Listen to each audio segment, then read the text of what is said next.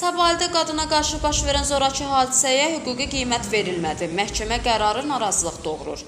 Səbail rayon məhkəməsinin 17 sentyabr 2025-ci il tarixli qərarı ictimaiyyətdə haqlı narazılıq yaradıb.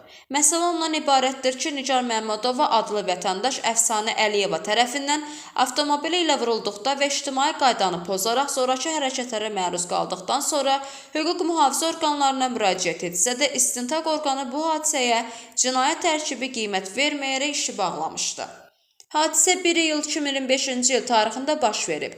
Şikayətçi Nigar Məmmədovanın idarə etdiyi Mazda 6 markalı avtomobilə Bakı şəhəri Patamdar qəsəbəsində digər sürücü Əfsanə Əliyeva tərəfindən qəza törədilmiş, daha sonra fiziki və əmlaka zərər verən davranışlar müşahidə olunmuşdu.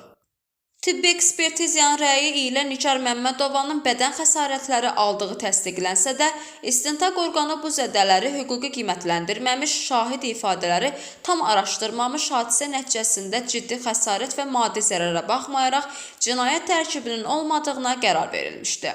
Nəticə olaraq məhkəmənin bu qərarı zərər çəkmiş vətəndaşın hüquq mühafizə orqanlarına olan inamını sarsıtmış, ictimai ədalətə zidd qərar kimi qiymətləndirilib, hadisənin tam obyektiv araşdırılması və hüquqi məsuliyyətin müəyyən olunması üçün işin apellyasiya qaydasında araşdırılması gözlənilir.